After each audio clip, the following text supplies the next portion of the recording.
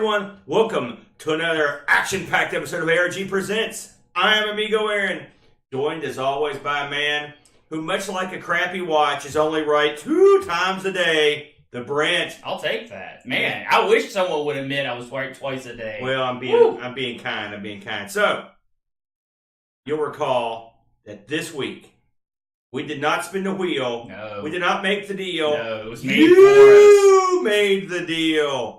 And we will be playing games, revisiting a system that we looked at all the way back in episode 11. Back in April. The ZX, or ZX, if you will, Sinclair computer system. Now, Brent, this is your first go-around with the ZX. What have you heard about it before this episode? I know that it is a crazy popular system in the UK. Absolutely. Very beloved. Very beloved. And for a lot of good reasons. At the time, it was affordable. Yes. It was portable-ish. It was, very practical. And it did a lot of stuff. And it played a lot of games. Yes, it did. So, to freshen up a bit, a lot of people don't know, a lot of Americans anyway, they don't realize that we actually got a flavor of the ZX over here in the USA. Did you know that? Yes. Yeah. And I remember hearing about this computer long ago, and it just sort of went away instantly. Yeah. It was gone. It did not catch on the popularity train. That's right. So, and this computer we speak of is the Timex Sinclair Series here in the USA.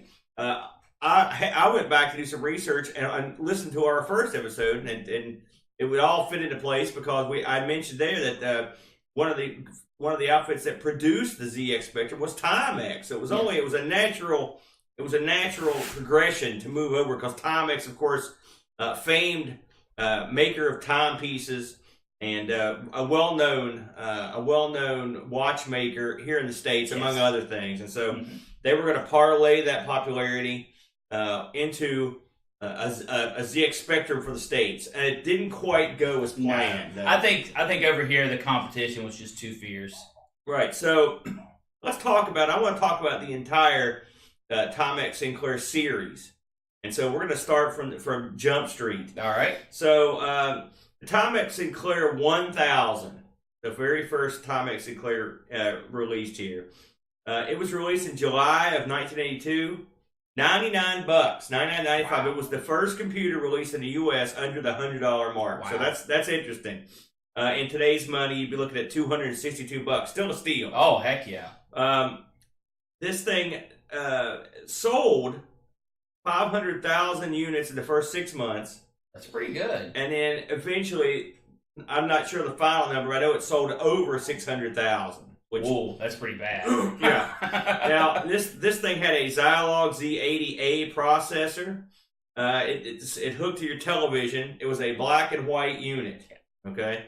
The equivalent to this in the UK, I think, was the Z81. Was the sort of the predecessor to the Spectrum. So, of course, like I said, this was a joint venture between Timex and Sinclair. Just a smidge about the Sinclair Corporation. It was the brainchild. The power was made by Sir Clive Sinclair, the interesting fellow that ran it. I don't know if you've ever seen a film called Micro Men, which is a tremendous movie. I recommend anyone see it. And Sir Clive is portrayed very amusingly, and I always wonder how much of that's realistic, but apparently a lot of it. And Kim Justice does another great video on Clive Sinclair. Clive Sinclair's big claim to fame in my mind was his little car called the C5. Have you ever seen this thing? No. It's how to describe it. It's a combination electric car and bike. With an open, it literally fits around you. Almost looks like Professor Xavier's wheelchair in a lot of ways. It's white, and it is quite a sight. And this was his baby. This was his baby. And when he released it, I believe they manufactured around 17,000 C5s, and I think 5,000 sold. So it didn't sell well. And one of the problems it had was this thing was made legal for road use. Such was Sir Clive's pull in the UK that he got this thing legal for use. It could go about 15 miles an hour on a good flat surface. But the problem was it was set so small that people would just get smashed, ran over. People were afraid to use it out on the roads. And plus, the battery life. This was the '80s, so you're not going to go real far. Although they had the chassis of it was actually made by Lotus of the Lotus car fame. So I mean, it wasn't like they put a lot of science in it, they put a lot of technology in it, but it was dangerous. And there are not that many still on the road. But this was sort of, unfortunately, eventually Sinclair ended up. I think they ended up partnering up or basically bought out by Amstrad. And so for a while, those two computers, Amstrad was actually selling ZX Spectrums. So interesting. I mean, if you're interested in Sir Clive, he's certainly a colorful character. One of my favorite commercials of his for one of the Sinclair computers is he was known to be a real big jogger, and he always had this scarf. And he was a bald guy, but he had red hair right here, he was very balding, and he was a known jogger. And there's a very famous scene where he's jogging to the park and he stops, he runs real quick and jumps, and it shows him leaping over the competition, literally these huge computers the size of buildings, and he's going through the sky like this, leaping, and he comes down the other side where the Sinclair computer is. He just lands and just sort of strides off. It's great. So I mean, I like the fact that this guy was not only was he the guy that was pushing the buttons, but he was the guy that in the commercial. That's what made it great. He was sort of the face of his own company. There were a lot of characters, a lot more characters back then than there are today. That's true. And of course, they didn't really. I wish he'd come over here. Maybe his face would have sold more Timex Sinclairs.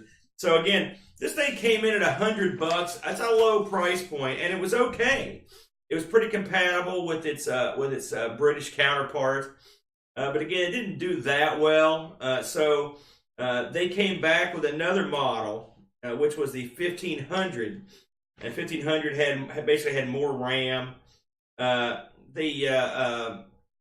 problem with these early Timex Sinclair machines was there wasn't a lot of word of mouth. I think they were sort of basic. When you consider their competition, they were cheaper, but people in the States were looking for more, I think, out of their machine. Yeah. And the 1500s didn't do it. The 1000 didn't do it. So eventually they released the 2068, and a 2068 was basically the American version of this of the ZX Spectrum.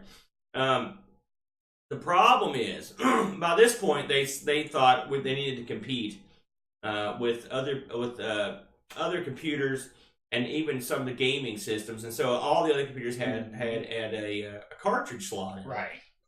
Well, they thought it would be a good idea to add a cartridge slot. Now, they also did some stuff with memory. It was actually a pretty advanced system. They actually put together a decent system. The problem is. The problem with it was it actually was only compatible with about 5 or 6% of all software for the TX, for the ZX Spectrum. Ooh, that's not good. Yeah. Now, of course, at this point, they're not in great shape anyway. So what ended up coming out, I thought this was interesting, was part of the problem was, of course, you've got a system ROM, a boot ROM for this thing that's made for it. To sort of RAM banking and the cartridge slot. So what you could actually get, and apparently these are incredibly rare. Nowadays you can get them a lot easier because people are just burning them. Right.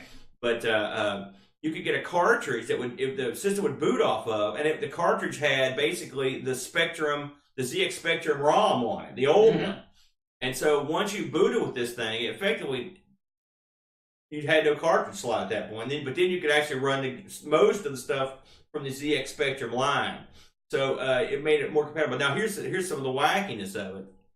When you use this cartridge, and you can run, like I said, the majority of the software from the ZX, the colors are messed up in a weird way, and so you get and I'm sure there's who knows why. I'm sure someone smarter than me does, but so you can still play the games, but their colors are a little bit wacky. Something else with that model was the TV output was crummy. I mean, it wasn't your TV, man. It wasn't the box. It was the computer. It had jacked up output. It was wow. Yeah, you can't do that. That's right. It was unfortunate that, and apparently now they've figured out a way to get around it. Something else you can do now that you're right. I mean, you could have done it then, but you had to be really in the nose. You could literally, and some people do this with their Timex Sinclairs, is they actually pop out the RAM. Pop out the ROMs and put in Sinclair ROMs. The original ZX Sinclair ROMs. Just take and that works, huh? It works, but you can't use your cartridge slot at that point. Oh. But then again... Yeah, well, that's... It's funny what people do with these cartridge slots, by the way. I know very little about this stuff. But I was looking, and there are guys that have rigged up joystick ports that come out of the cartridge slot. I saw a cut. There's all kinds. You know how these things are is when you've got it, someone's going to try to do something with it, and it's real crazy. Now, here, we often talk about how some of these old consoles do better in Brazil and stuff. Right. The Spectrums moved on, and they had a TC or a 2048 that was popular in Portugal, of all places. So these things had a life outside the U.S. Also, apparently Poland got in on the act too, which is interesting. Now, one thing, I've looked around for a nice Timex Sinclair 2068, and the reason is it outputs an NTSC, which is nice. And one of the problems I've had with this unit is getting something to actually view it on. It's real tricky. It's real tricky, and so it's a perpetual pain in my backside.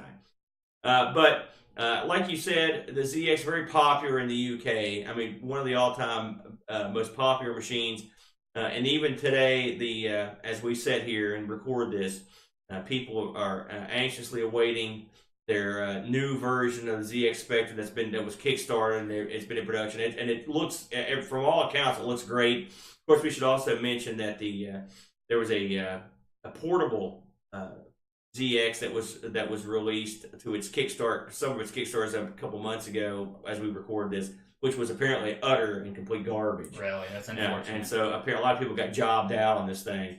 But hey, you pay your Kickstarter money or your Indiegogo money, you take your chances. And a lot of people feed and take advantage of that nostalgia. Yes, they do. That happens. So, boy, we had a huge library. Now, the last time me and Boat did this, we ended up picking Death Chase, one of the all-time great names. And I believe Boat picks School Days as his game. Speaking of names, just real quick before we move on to the games, do you prefer the name ZX Spectrum or do you prefer the Sinclair? Well, traditionally, it's always been told to me that it was the ZX Spectrum, so I'm going to go with that. No. But which name do you think sounds better? Oh, Sinclair sounds cool. I like that. Oh, you think so? Okay. Oh, yeah. Not to mention, every time I hear that, I just think of old Sir Clive in his little car, or jumping over those computers. I mean, this guy, like I said, if you watch, and this will come in later to play, but if you watch Microman, and the story of Microman was a story of real life where some of Sir Clive's people basically broke off and started the BBC Micro, which later became a big deal due to the TV series. Yep. Me and Bo covered that one a while back, and it was a real interesting computer. There's a great scene in the movie where Sir Clive and a couple guys are walking down this hall and they're like, "Listen, we want to get these games going. These games are popular." Sir Clive hated these games on his machines, and he basically says, "I'm Sir Clive Sinclair." It's like, this is a serious company. I don't want to be known as the man who brought you Jet Set Willy. And it's a great line. I know, it's so funny. He goes, "There's even a game coming out where I'm supposed to be going after a knighthood." And the guy's laughing. This chick comes up in the hall and gives him a paper. And he goes, "Oh, I've just been given a knighthood." It's a great film. So when I think of Sinclair, just the name, I just think of that guy, because that guy is the guy. And I mean, I don't know how close he was to the guy in the movie, but it was awful. It was awful funny anyway in the movie. So as I mentioned, we played Death Chase and School Days. We did this the first time, so I really enjoyed Death Chase a lot. And School Days is pretty cool too. So aside from those two, we had the entire universe of ZX Spectrum software. Now, of course, and again, have you played much ZX Spectrum? No, I really haven't, and I really need to go back and play more. Unfortunately, a lot of their games are kind of samey. They've got a lot of they locked onto that platformer collector type role, and probably 20-25% of the games are that sort of fair. Well, you have to get used to like the color clash and the speed of it. Yeah. But really, those things don't bother me so much. Yeah. I like finding unique games for systems like this. I mean, if I'm going to go back and play a retro title that I don't have personal connection to, it has to do something that I haven't seen before. Sure. So, why don't we let you lead the charge this week? Okay. What now? And and the funny thing is, your game. Me and Boat went over a bunch of games back when we did our episode, and your game, I distinctly remember the name of because I was like, "What in God's name is this that they've picked?" So tell everyone what you chose this week. I chose Fat Worm Blows a Sparky. Yeah, very memorable name. And you know what? I was drawn in by the name. I was looking over a list of games I could choose from. And who wouldn't be? And I saw this, and I was like, I've got to find out what this is all about. Yeah. And really, before we talk about the game, we got to talk about the man behind the game, Julian Todd. All right. This guy has a story to tell, and it's both sad and triumphant at the same time. Fat Worm Blows a Sparky, as a lot of games back in this era, was a one-man venture. And this particular man happened to be hardly a man at all. Fresh out of high school, he made this game in the transition from high school to college. And he made it with the dreams of, everyone was making money off these games. And he was a heck of a programmer. So he said, you know what, I'm going to throw my hat into the arena. I'm going to see what I can do. And as a lot of kids at the time, he saw graphics as the top thing that had to be memorable, had to be noticeable to really grab your attention. And as he tells the story, he was setting on the World Trade Center back in 80, I guess this would have been 85. Mm-hmm. And he was looking down below at the streets and looking at the perspective. And he said, that's it. I'm going to make a game with this perspective. He said, my main character is going to be a car. I'm going to have you driving around the city. This is going to be awesome. So really... Sounds like Grand Theft Auto. That's exactly right. That's exactly right. And this was back, like I said, 84, 85, since the game came out in 86. And he started putting this stuff together. And he didn't actually start coding on the Spectrum, on the DX Spectrum. He started coding on just different things he had at the time.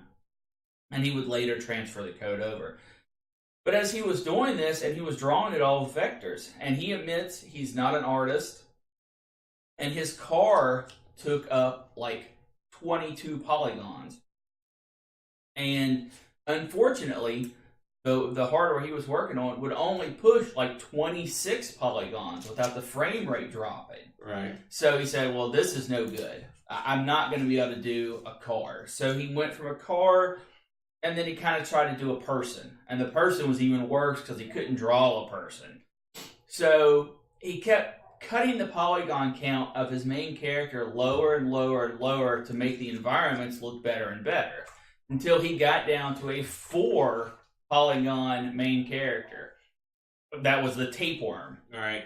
And he said he was always... Wow, so he just kept reducing until he got that. That's it. And he said that he was always mad at himself for not putting eyes on the tapeworm. But as the older him said, but why would I...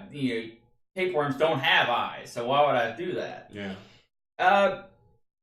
When he sold this game to Durrell, who was software company at the time, now they are a finance software company. They're still around. They are still around, yes. No games in sight. he said that they sat him down at the unit that was going to be transferring his code and compiling his code.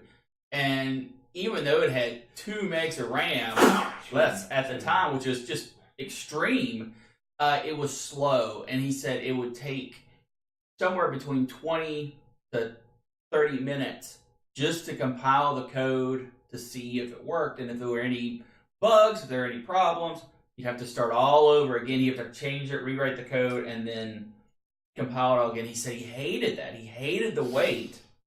Exactly. And so as he moved on, he said, you know what?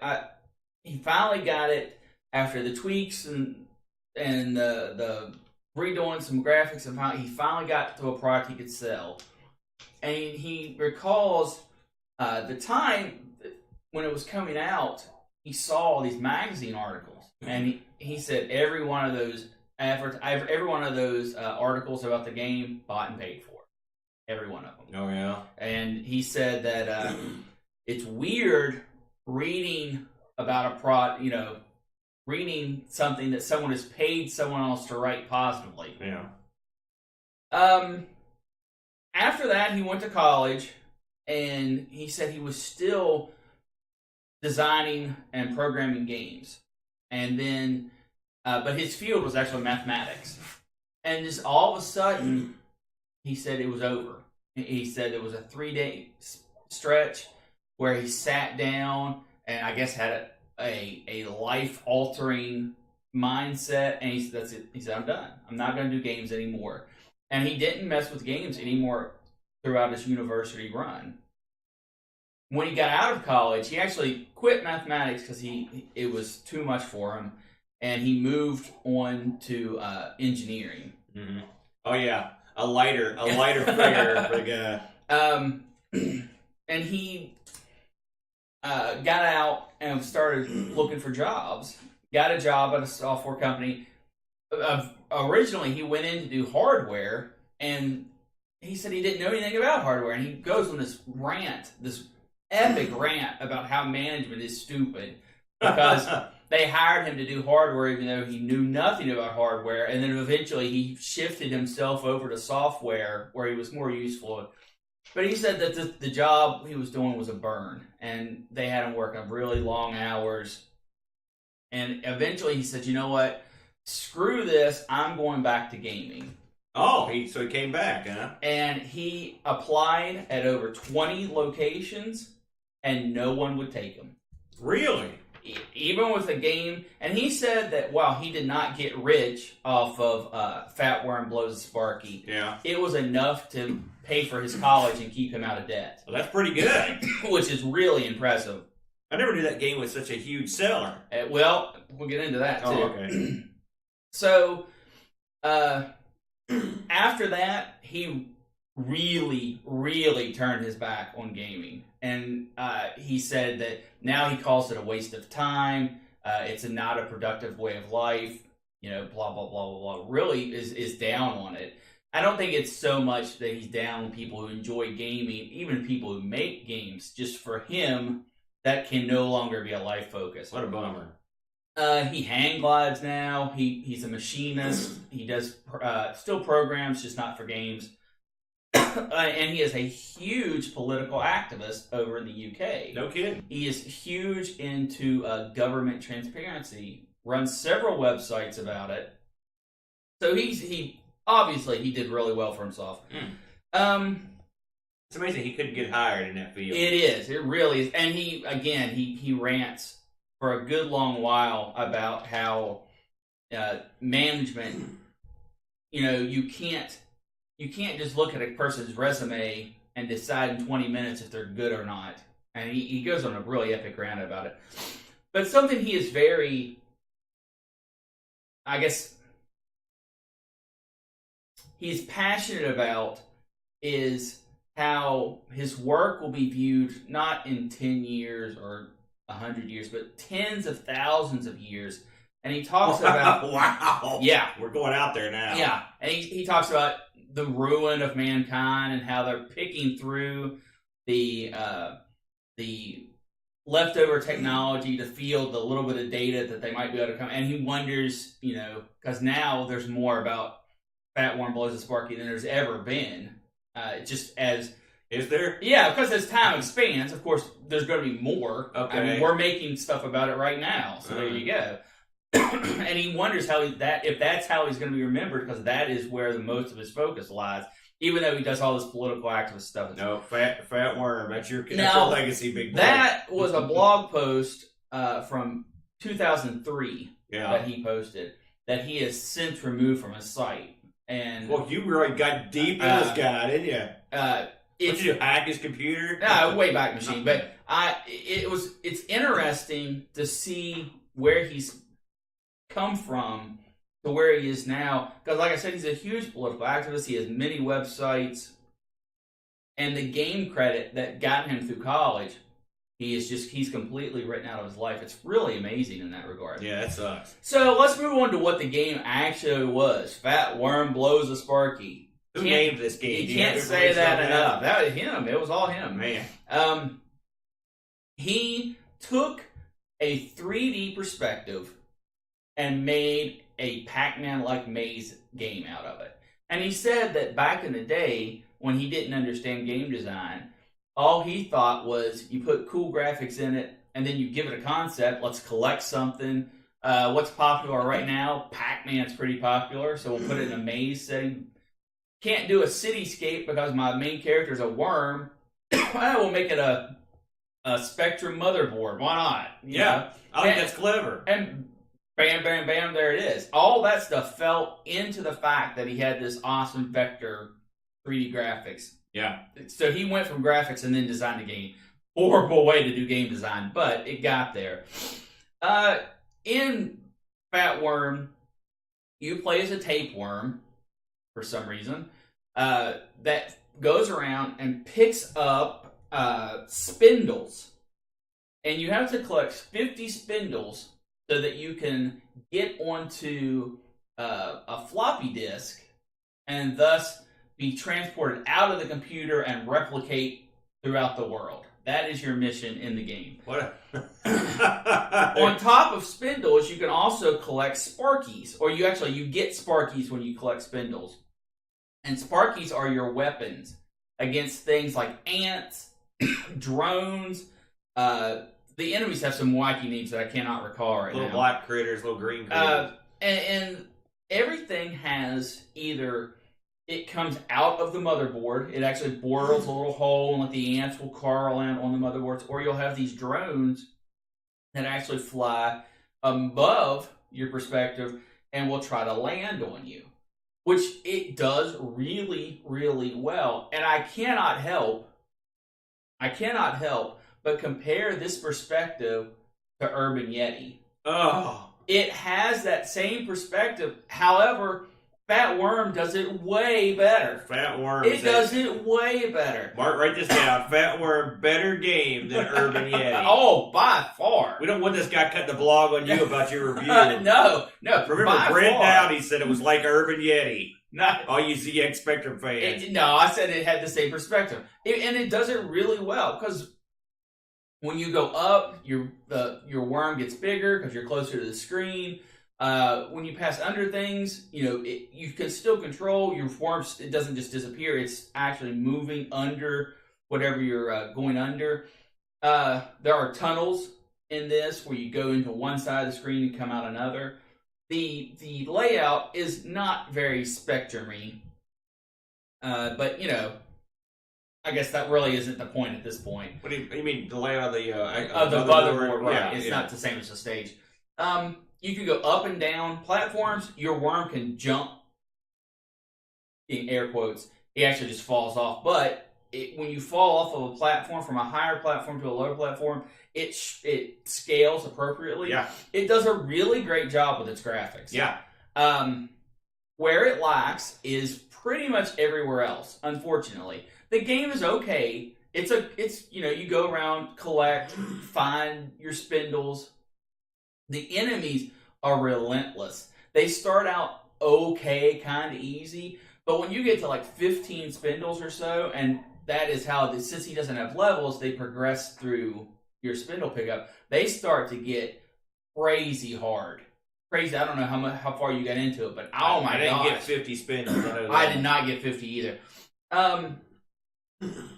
However, there is one thing that can be said about this game.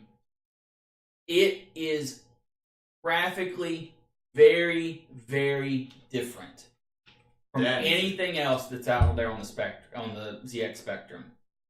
And that is how it got its claim to fame. And while many reviewers at the time gave it high praise, and it demanded a premium price tag at £10 at the time, which was your top of the line game, and it was programmed by one person in 3 months.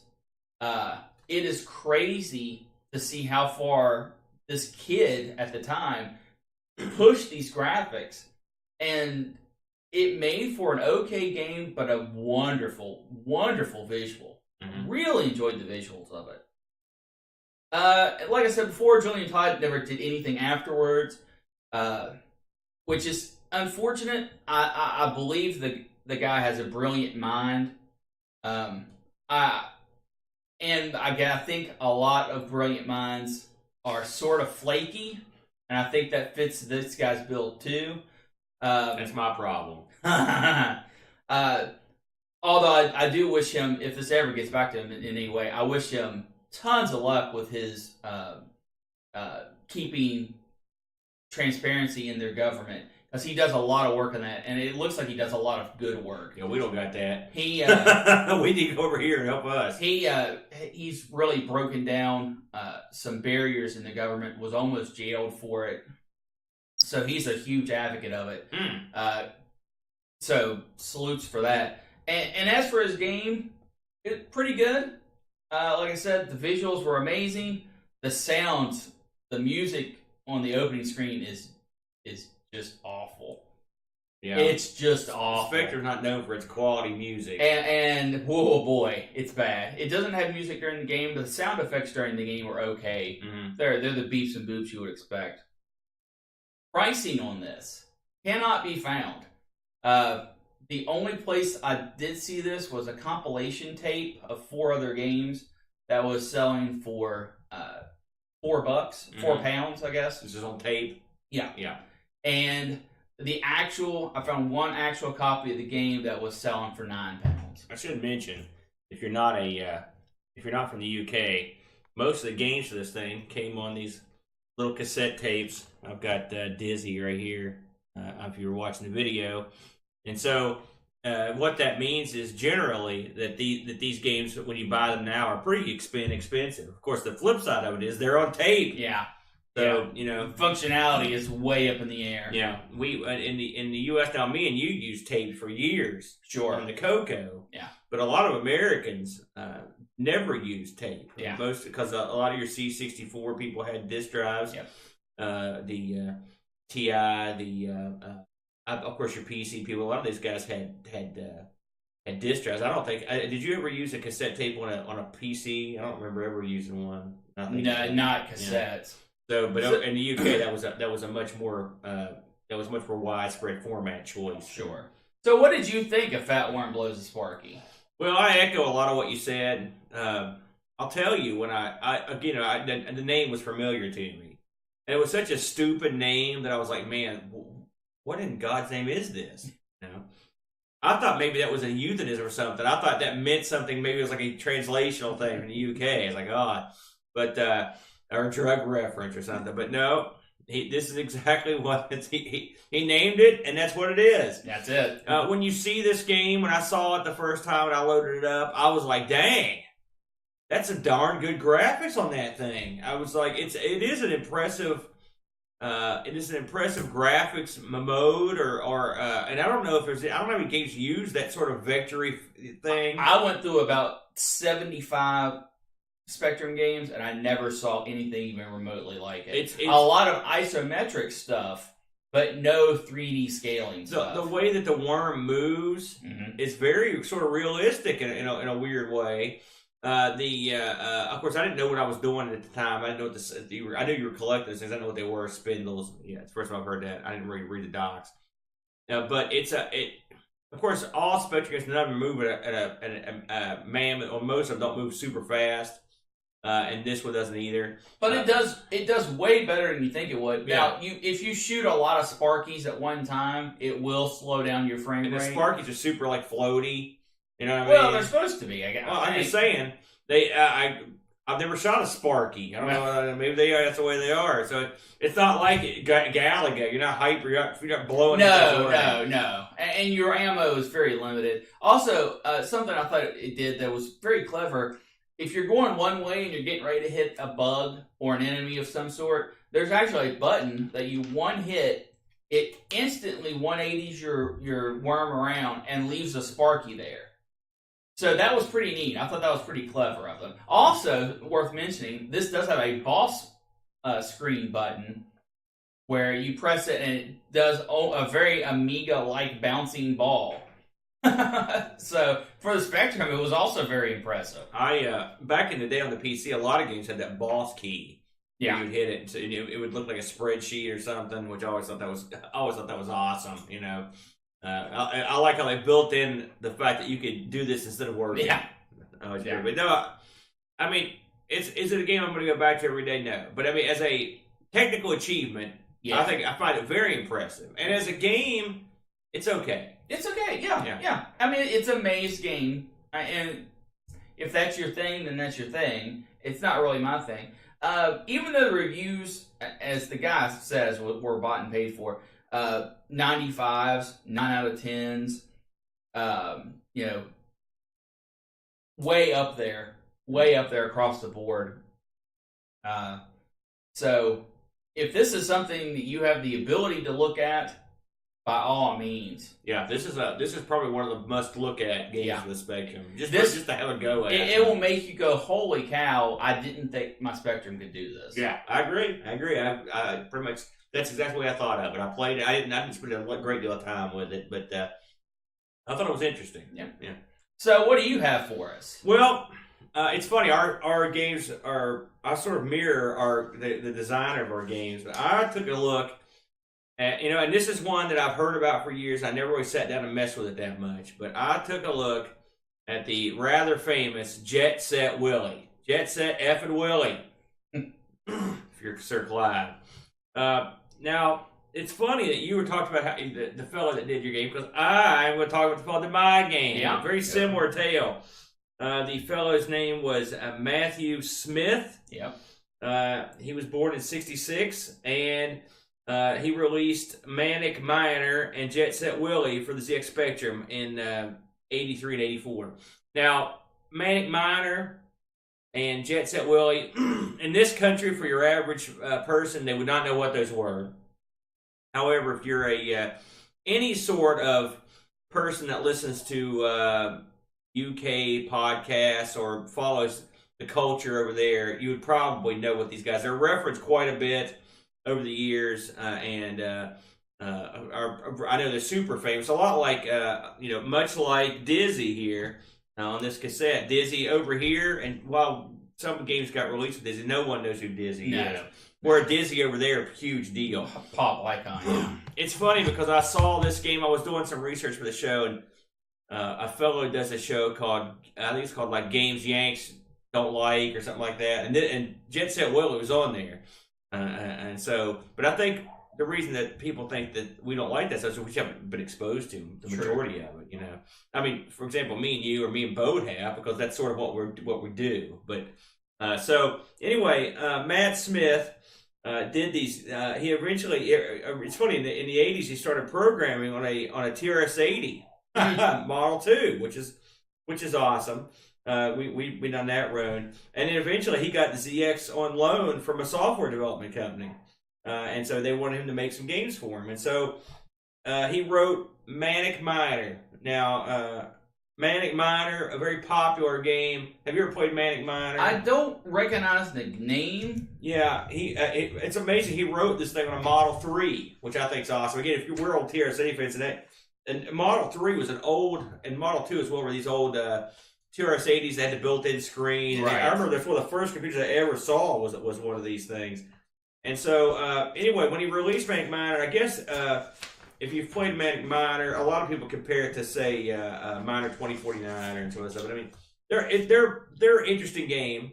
And so, Jet Set Willy was sort of the sequel to Manic Miner, right? So, it's funny because Smith says making Manic Miner was very enjoyable. And this is an exact quote. He said Jet Set Willy was 7 shades of hell to make this game. And so, but he worked on it and finished it up, and it was a very popular game. And it did very well, you know. So this guy basically he hung around until about 88, and then he disappeared. He was gone. Like no one knew where he was. Well, you know where he was? He was in a Dutch commune. Wow. Yeah. He was there from 95 to 97. He was just out. He just stopped doing everything. And so when he got back to the UK in the late 90s, he was stunned that people remembered him and liked him and liked his stuff. Like he had no idea what was going on, which I always thought was funny.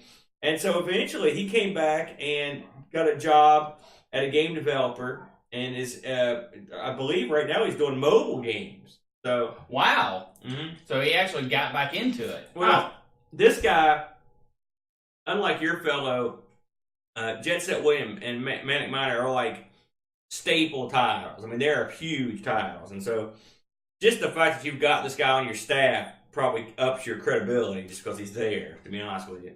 So let's talk about Jet Set Willy. All right. Jet Set Willy, again, came on in 84. I didn't realize how many ports this thing got. Tons. Yeah, I was surprised. The Spectrum, of course, had the original. Then you got the BBC Micro, the Electron, the C64, the C16 got a port. Get this. How did we not know this, Brent? The Dragon 32 got a port. The Coco. Wow. We could have played this if we'd known.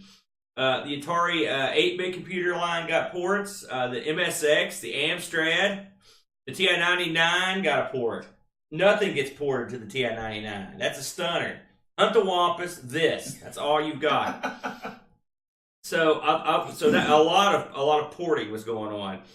So, the plot of this game is amusing. I'd say it is. So.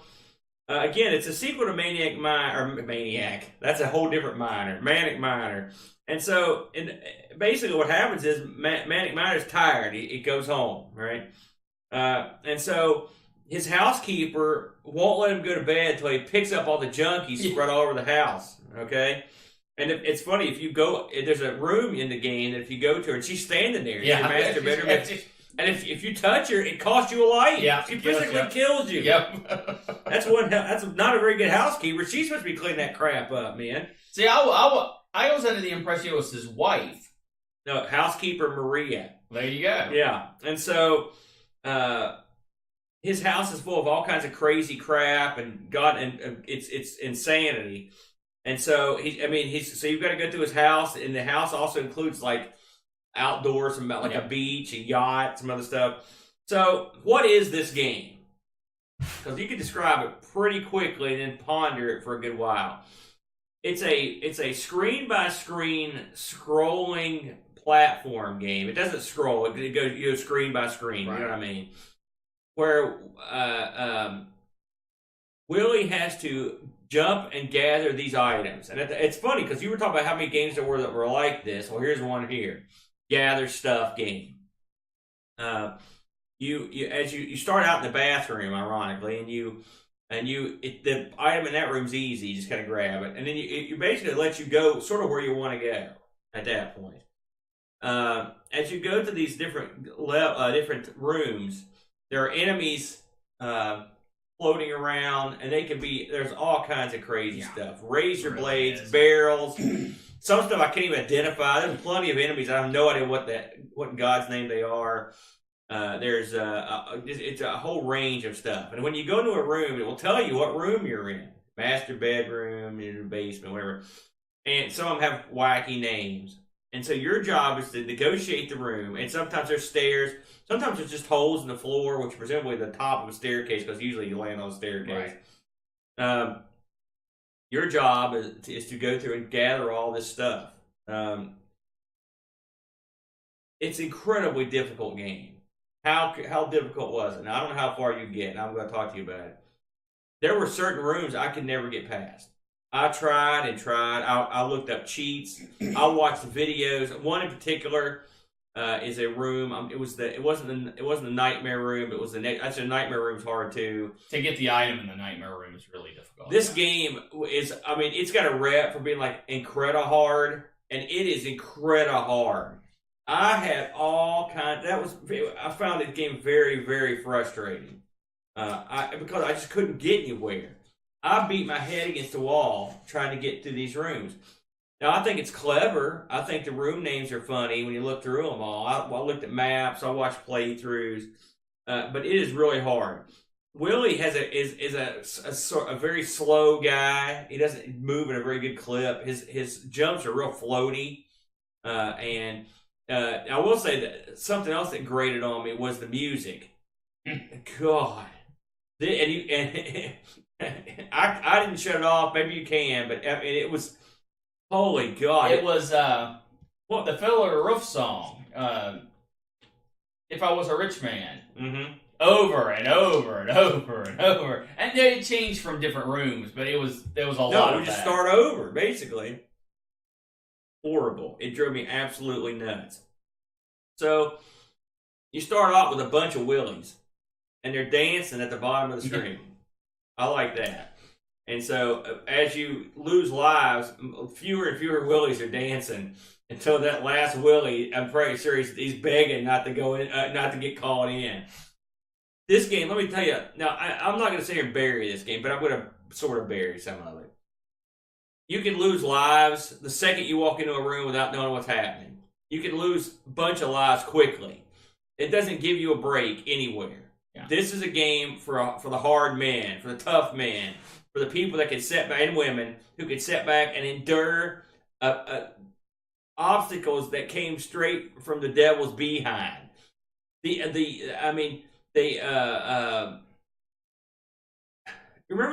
the Nintendo Turtles game? Yeah, it's a very famous stretch where you're swimming to these electric vines. Remember that? Yep. This game has rooms full of vines. I mean, that's the way I felt. I mean, was it just me? How far did you get into this thing? I could not make progress hardly at all. Okay. I think it's because you approached the game incorrectly. Okay, maybe so. This is a platform puzzler.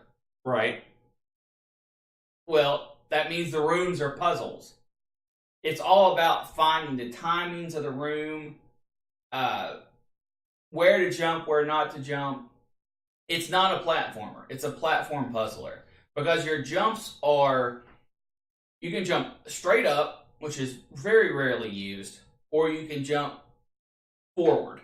Okay? Right. And your forward jump is a set number of pixels, a set distance. There's no, maneuvering to land on the platform you're on. With that in mind, it's all about where you position yourself on the platform to jump to the next one. Did I beat the game? No. I think there are 83 items. It's either 83 or 63. I think it's 63 or it's in that ballpark.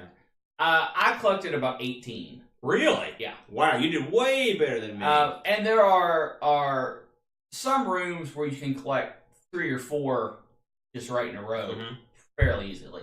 Yeah, I think my top score on this was 18. And I think I would have done better if I would have taken the time to, say, sit down and actually map the room out. And after I got finished playing my session, I went back and watched the playthrough. And there were a few times I was like, okay, I see where I should have positioned now. If I would have sat down and done that, I think I could have gotten through this game. It is hard, but it's not unfair. Now, there are definitely times where you get caught in a death loop. And just as soon as you respawn, you instantly die again. Your life's over, the game's over. But for the most part, the enemies, they don't track you. They just move back and forth at their own pace. nothing's invisible, nothing is out of reach to make you make jumps or leaps of faith. It all makes sense, and it's all very fair. It is difficult, but if you go into it as a puzzler, where you sit down and you say, okay, I'm going to try this room with all my lives until I figure it out. Once you get it, when you go back to that room a second time, it's just about execution, and execution is pretty easy. Did you play this on keyboard? Yeah, keyboard. I played this on the Xbox with emulator on the Xbox. Okay. With a good joystick. Mm-hmm. Listen, I'm not a bad hand. I'm good at Donkey Kong. I'm good at timing stuff. This stuff, there were rooms that I swear to you, it was so infuriating. I mean, I don't know how you people could sit and play it for too long before it was so incredibly difficult.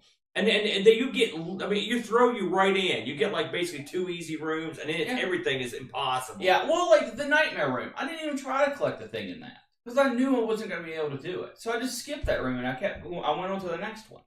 You notice in the Nightmare Room, you become a flying pig. Yes. And your housekeepers are the things floating back and forth. And there's also a giant foot. Yeah. And Python foot. When you lose the game, a foot smashes you at the end. Yeah. We should mention, and I thought this was interesting, that this came, now, of course, this is ripped out of mine, but this came with a wacky copy protection. And they gave you a card with 180 color codes on it. Think about that, right? And this came with a cassette. And the codes had to be entered before you could play, and so you had to have this card, and so it was difficult to duplicate. And that's how they got around it. That's how they used the card on it. This game is also known for having a lot of bugs, some wacky bugs. So get this, and this happened. This was like a repeating theme, right? Upon release, you couldn't beat the game. Yeah. Okay. There were several bugs that would screw you up, and one was known as the attic bug. And when you went in the attic, other screens would get screwed up, and they'd make it so you couldn't get out, you couldn't finish the game, which is weird. Now it's funny. Now eventually they came up with ways to get around these bugs, but the funny thing is, I looked at other versions of this game on other systems, and they were bugged too. They all had crazy bugs, and a lot of them you couldn't finish, which I thought was bizarre. Something else I did, I started playing the game one time. I got frustrated and quit. I power quit a lot this week. And something else, you know what made it worse? I'm telling you, you're sitting there sucking, and you're sucking. You can't get it done. And this music it won't stop. It won't stop. And it's so horrible. And I was like, listen. And so I'd be looking something up, trying to figure out how to get past a room. And it just in the background would be playing and be like, whoa, it's driving me mad. I'd have to turn it off. But I clicked on it one time and it loaded up, and I took off, and I was like, man, the music's different. What happened? Well, I had accidentally started up the sequel, Jet Set Willy 2. Yeah. It is very similar to Jet Set Willy 1. I'll tell you that right now. It's every bit as hard. But I did have a little go at that, too. And, it looked okay. But, man, that was another one. But the music was slightly less grating. But, I didn't listen to it as many times as I listened to the first one. So, as you can imagine, this game was quite popular. Yes. Very, very popular. They reviewed it in Spectre magazine, Your Spectre magazine. They loved it. All the UK mags love this. It sold over 1 million copies. Woo. And it was included in a compilation, which they didn't screw around with the name of this one. They Sold 1 Million was the compilation name. Yeah. Along with Beachhead, which I remember playing Beachhead 2 quite a bit. I always liked that. Daley Thompson's Decathlon, which I'm going to play that one of these days because that name keeps popping up over and over. And Saber Wolf, which I know is a very popular game over there. They made a ton of these Jet Set Willy games. They, of course, Manic Miner, Jet Set Willy. Then they had, listen to some of these titles here. You've got Jet Set Willy, The Final Frontier. I like that one. There was also, let me see what else we had here. The one on the dragon was slightly different, so that would have been cool to see. They also released a ton of these. There's a ton of these bug fixes, remakes, fan versions. This guy has entered the realm of social icon to some people, and songs are written about him, sang about him. In the end, and this is just me. This probably won't be a popular opinion. And the thing is, I was ready to shower this game with praise because I love Jumpman. I love Miner 2049er. I like a lot of puzzly sort of jumping games. I like it. I love the fact that there are 60 plus rooms with individual names, and they're all different. I like what you can explore on your own pace, sort of like an Addams Family. You can just go wherever you wanted. But I did not enjoy my time playing Jet Set Willy. I guess Yanks don't enjoy it because I didn't enjoy it. I just found it frustratingly hard. It's not even the fact that Jet Set Willy, is like not fast or anything. It's just I could not get it. I couldn't get into it. I liked the way it looked. I thought it looked pretty good. Yeah. It's colorful. And I thought it ran okay. And I like the way the rooms looked. You could tell someone sat down and fevered over these rooms and come up with some pretty interesting puzzles. But I mean, it's pixel pinpoint perfect. I mean, a lot of the jumps. For example, in the nightmare room, and I go back to that because I spent so much time there. When you're standing on a ledge and those things are on either side of you, you're going up and down. If you're not pinpoint accurately, perfectly positioned on that ledge, you're screwed. Yeah. The next room over, there's a jump you have to perform in between two bad guys that are going like this. Mm-hmm. I couldn't time that to save my life. It was impossible. So I went to look to see how someone else had done it, and the way they did it was to jump back from where you came on like a hidden ledge. Well, hell, I didn't know that was there, and I could never get it to work. I could never get past that. I don't recall that. It was just too hard for me, too frustrating. I play a lot of Amiga games. I'm used to playing hard games, but this one was just too much. I mean, what were your final thoughts? Well, first of all, did you watch a full playthrough? Do you understand the cover art now? No, I don't understand the cover art. Yeah, when you beat the game. Oh, about him. At the end, he lays down in the bed and then instantly gets up and runs to the bathroom and throws up, which is what the cover art. And this is a pretty iconic cover art, and it is funny because he starts out in the bathroom too, so you end up in the toilet basically. Well, hey, he probably had an all-night pisser. He was tired. He collected all that stuff. If you beat this game, you'd probably be in the toilet puking. I actually liked my game more for playing the few hours of each that I did. However, I feel as if I've gotten all I can out of Fat Worm. Mm-hmm. Outside of showing it off, saying, can you believe the Spectrum can do this? I don't have a whole lot of reason to go back to it. Whereas Jet Set Willy, I can. I could go back to it and try to figure out more rooms, try to figure out more, where to stand, where to jump, that kind of stuff. But I wouldn't. Yeah. And it's not because I don't think the game is bad. The game is just not for me. Just like Portal is a modern platform puzzler classic that I never got into. I'm definitely not saying either of those games are bad. They're just not for me. Yeah, and I even sitting here, it frustrates me because I wanted to like this game. It's my kind of game. Jumping around and exploring, it's my kind of game. I love it. And I'm not saying I'm never going to go back to it, but I mean, I've got to take a break. Because I'm telling you, I played this game on and off all week, and it frustrated me to no end. I mean, it just drove me nuts because I sucked at it so much. I wanted to be better. I wanted to. I just couldn't do it. Yeah. Drove me nuts. This is up on eBay. No problem. You can get one of these. In the UK, I've seen them. I saw a sealed cassette go for $14 US. Wow. And so use $3. You can get one to take. Now, just to bring it to a close, I did look up how much a Timex Sinclair was going for. You can get a Timex Sinclair 1000 for, after shipping, you're going to be paying more, but $30, $35. Why would you want to? But you can if you want a 2068, you're going to be paying over $100, somewhere in $120, $130. But if you're going to get one, that's the one to get. Sure. Well, you're going to have to get it, and then you're going to have to do the little dance with the ROM. And then you're going to have to deal with the color issue. Yeah. So, it's a mixed bag. I mean, people are selling them, buying and selling them, but they're a good looking unit, by the way. They look nice. But I like that. I think I like this unit better. It's of course you have to jump through the hoops, but we're used to that. So, so all that aside, it's time to move on and get back to what we do best, and that's spinning a wheel and making a deal. Well, so let's hit the do music. it. Hit the overly loud music. Actually, no, I noticed, and my wife commented that you turned down the music. Incorrect.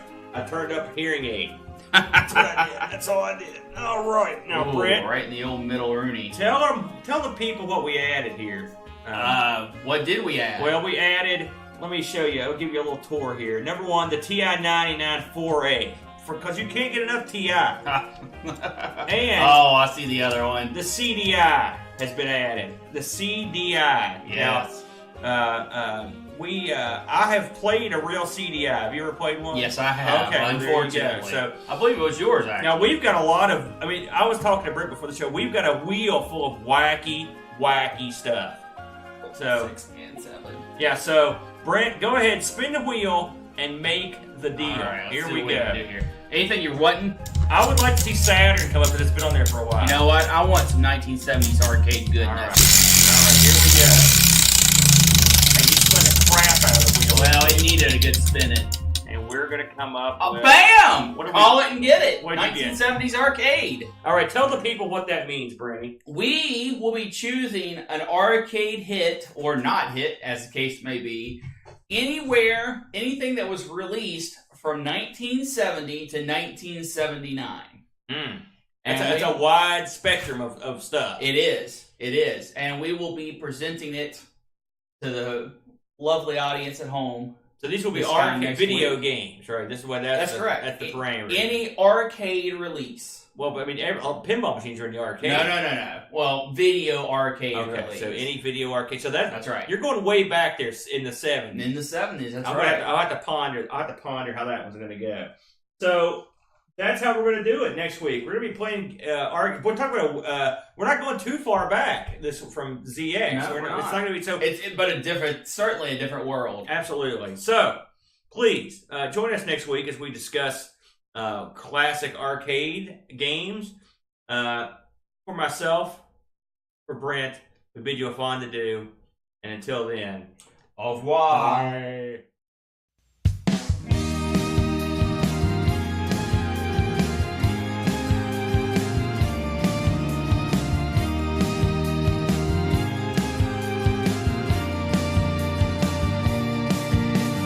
It's been nearly 32 years since I first saw your title screen, and even though I never got that far, I lay awake most every night and think about the rooms ahead, where everything just seemed to get so hard. I never got this close before, I never got this near to completing Jet Set Willy, so go get me another beer.